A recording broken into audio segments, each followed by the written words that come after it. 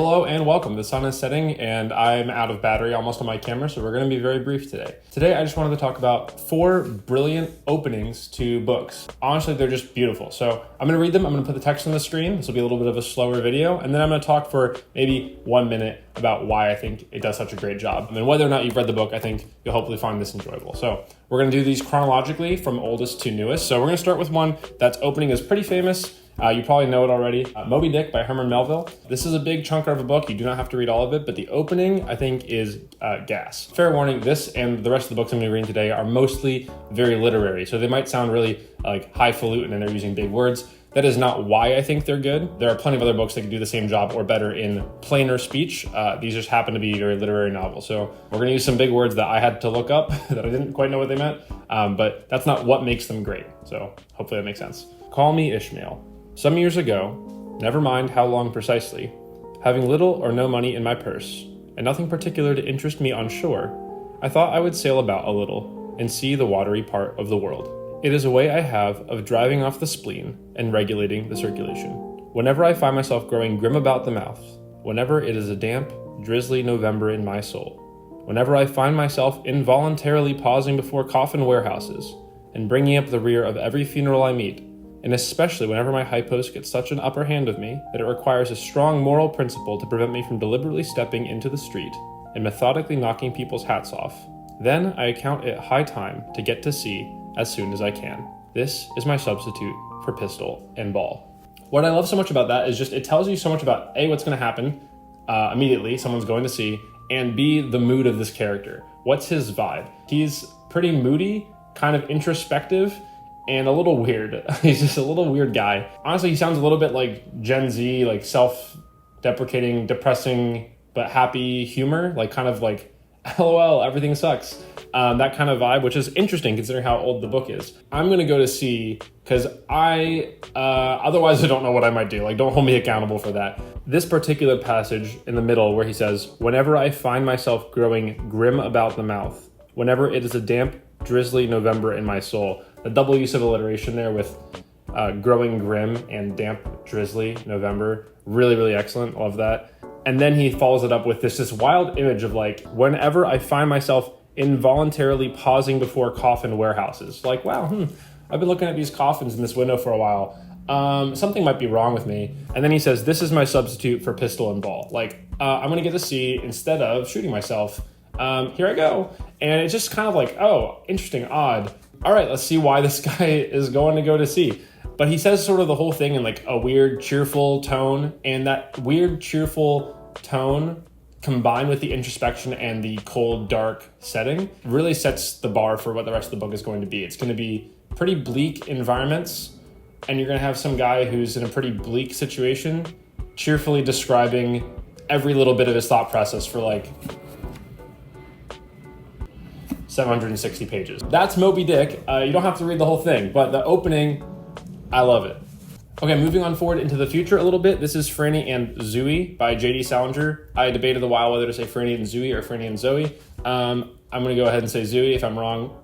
Oops. I've talked about this book before. It is a short story called Franny and then a novella called Zooey, and they are back to back. I'm going to be talking about the opening of Franny. So here we go. Again, some big words in this one that I had to look up, but I will explain them, so don't be put off by that. Though brilliantly sunny, Saturday morning was overcoat weather again, not just topcoat weather, as it had been all week, and as everyone had hoped it would stay for the big weekend. The weekend of the Yale game. Of the 20-some young men who were waiting at the station for their dates to arrive on the 10:52, no more than 6 or 7 were out on the cold, open platform. The rest were standing around in hatless, smoky little groups of 2s and 3s and 4s inside the heated waiting room, talking in voices that, almost without exception, sounded collegiately dogmatic, as though each young man, in his strident conversational turn, was clearing up, once and for all, some highly controversial issue, one that the outside, non-matriculating world had been bungling, provocatively or not, for centuries.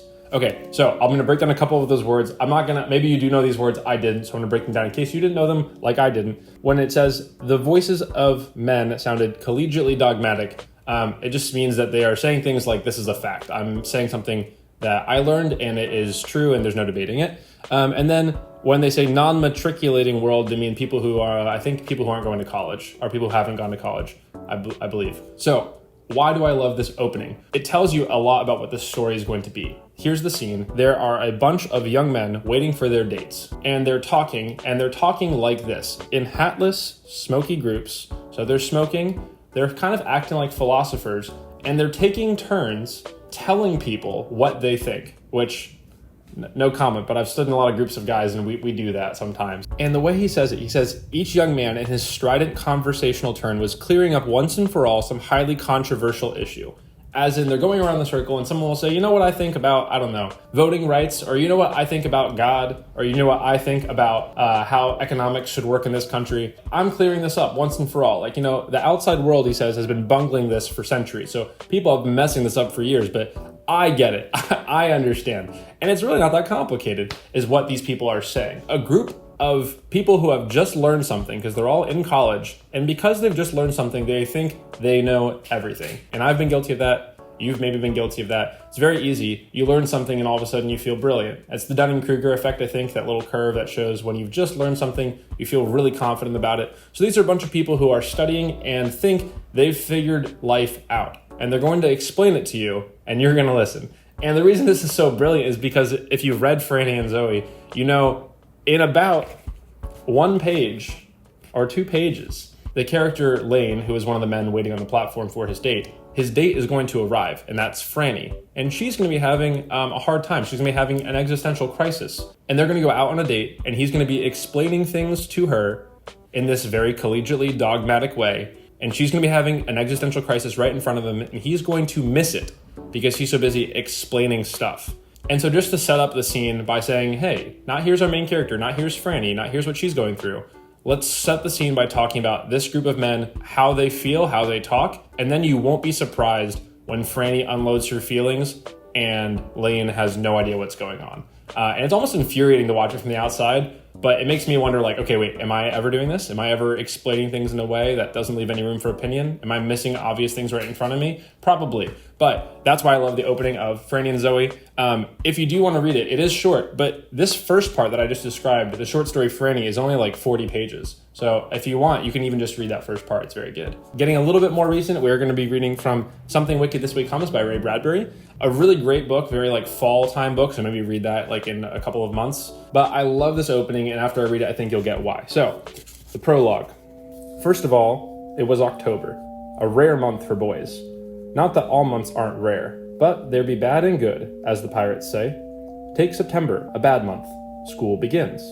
Consider August, a good month. School hasn't begun yet. July, well, July's really fine. There's no chance in the world for school. June, no doubting it, June's best of all, for the school doors spring wide and September's a billion years away. But you take October now. School's been on a month, and you're riding easier in the rains, jogging along. You got time to think of the garbage you'll dump on Old Man Pricket's porch, or the hairy ape costume you'll wear to the YMCA the last night of the month. And if it's around October 20th and everything's smoky smelling and the sky orange and ash gray at twilight, it seems Halloween will never come, in a fall of broomsticks and a soft flap of bedsheets around corners.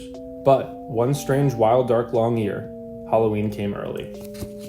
That's got to be my favorite opening, I think, in a book. And the reason for it is it sets up the tone of the book so well. Right away in the first, I shouldn't have closed the book. Right away in the first line. First of all, it was October, a rare month for boys. So you know what month it is. Second of all, you know this is going to be a book told from the perspective of boys. And from the way he's phrasing it, probably kids. And then he starts comparing months and he says, take September, a bad month. And he's going to give you a reason. And he says, the reason it's bad is because school begins. Okay, from the perspective of a boy. Then he says, consider August, a good month. Why is it good? School hasn't begun yet. Okay, so we've got 2 months and they're good because of school. Great joke. Moving on. July's really fine. Oh, why is July going to be fine, Ray? There's no chance in the world for school. Okay, we're still talking about school. And then June, no doubting it. June best of all, for the school doors spring wide and September's a billion years away. So all of these months are good based on how close they are or are not to school opening, which if you are a 12-year-old or 13-year-old boy, that is definitely how you perceive time. At least it's how I perceived time. And then he stops describing the perspective of boys in general, and he moves on to talking about the month that we're in. Yeah, let's leave school on the side for a minute. Let's talk about how October feels. If it's around October 20th and everything's smoky smelling and the sky orange and ash gray at twilight, Like, wow, what a sentence. Just like, he's very free with the way he arranges his sentences. They're not technically perfect, but they're really beautiful. And then he says, it seems like Halloween will never come.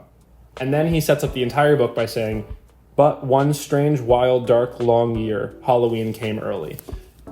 And so now you know, this is going to be a book with young boys from their perspective.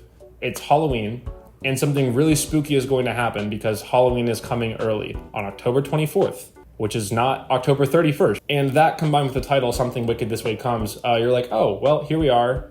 We're going to be kids for a little while, and something wicked is going to come. What's going to happen?